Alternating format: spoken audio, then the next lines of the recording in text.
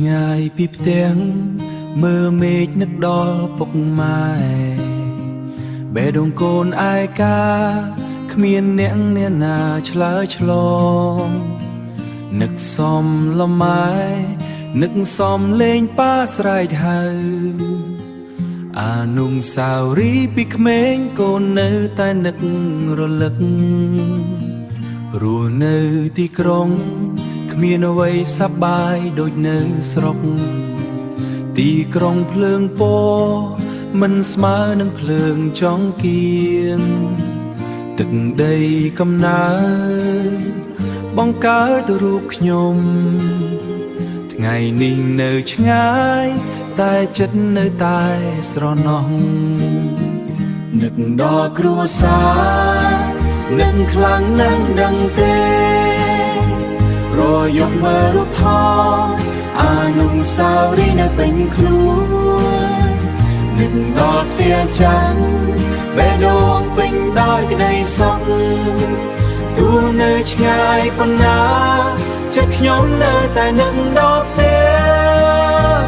បើអាចបងវិលពេលវេលា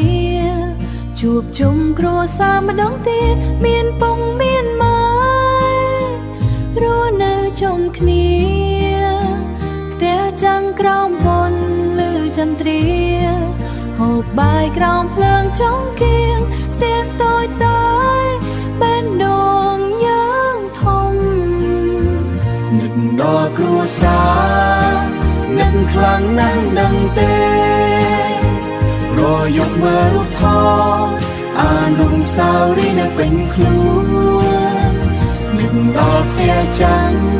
បេះដូងពេញដោយក្តីសុខទោះនៅឆ្ងាយប៉ុណ្ណាចិត្តខ្ញុំនៅតែនឹកដល់ផ្ទះនឹកដល់គ្រួសារមិនមានថ្ងៃណាមិននឹកក្តីស្រឡាញ់អ្នកទាំងអស់នៅជាប់ក្នុងបេះដូងទោះពេលវេលាកន្លងនឹងផ្លូវវែងឆ្ងាយគ្រួសារគឺជាផ្ទាំងដែលខ្ញុំមិនអាចបំភ្លេចបានអស់មួយជីវិត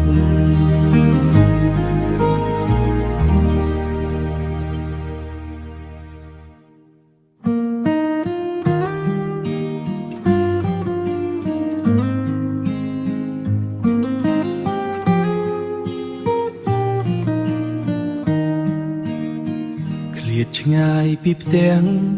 មើលមេឃនឹកដល់ពុកម៉ែបេះដូងកូនឯកាគ្មានអ្នកណាឆ្លើយឆ្លងនឹកសំលម៉ែនឹកសំលេងប៉ាស្រែកហៅ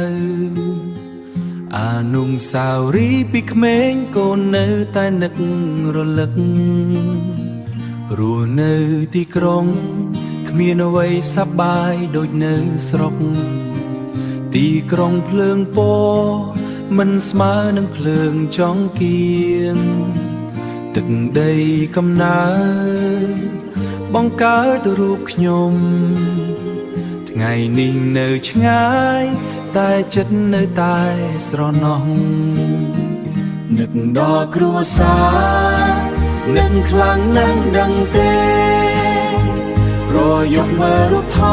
តអានុសាវរីយ៍នៅពេញខ្លួននឹកដល់ផ្ទះចាំងបេះដូងពេញដោយក្តីសុខ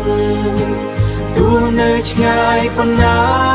ចិត្តខ្ញុំនៅតែនឹកដល់ផ្ទះបើអាចបងវិលពេលវេលាជួបជុំគ្រួសារម្ដងទៀតមានពងមានម៉ែរស់នៅជុំគ្នាផ្ទះចាំងក្រោមបុណ្យលឺចន្ទ្រាហូបបាយក្រោមភ្លើងចង្កៀងផ្ទះតូចតាចបេះដូងយើងធំនឹកដល់គ្រួសារនឹកខ្លាំងណាស់ដឹងទេរយកមើលរូបថតអានុសាវរីយ៍នៅពេញខ្លួននឹកដល់ផ្ទះចាំងបេះដូងពេញដោយក្តីសុខទោះនៅឆ្ងាយប៉ុណ្ណាចិត្ត ខ្ញុំនៅតែនឹកដល់ផ្ទះនឹកដល់គ្រួសារមិនមានថ្ងៃណាមិននឹកក្តីស្រឡាញ់អ្នកទាំងអស់នៅជាប់ក្នុងបេះដូងទោះពេលវេលាកន្លងនឹងផ្លូវវែងឆ្ងាយគ្រួសារគឺជាផ្ទាំងដែលខ្ញុំមិនអាចបំភ្លេចបានអស់មួយជីវិត